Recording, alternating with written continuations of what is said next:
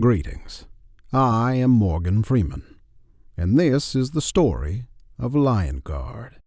The deep trees of the forest of memory was dark and out of the way, a place of calm and quiet, but to those of the outside, it could seem to be a place left undefended, helpless, and alone.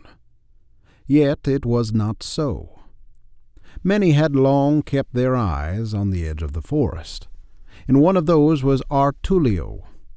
Artulio prowled the edge of the trees and kept his eyes out for trouble. He walked the route every day in one long circle. It had been easy at first. In his younger years, Artulio had taken the entire circumference of the forest in half a day, and would spend the rest of the day working on hunting, or even speak with the other animals of the forest. However, age began to take its toll on Artulio. The years rolled on, and it became harder and harder to keep the edge of the forest safe. It began to take longer and longer for him to make his way on patrol, which left him less time to hunt for himself, to speak with the ones he protected. His aged bones ached and creaked as he made his way around the edge of the trees, the sun rising in the east and setting in the west, before he could even make it to the halfway point. Into the night Artulio marched on, forever trying to keep his community safe. However, the holes in his patrol were evident and led to more and more infiltrations, more and more hunters entering the forest, and more predators.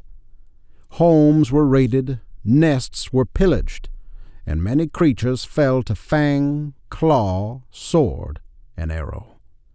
Trust fell, and the animals of the forest had to look elsewhere for protection.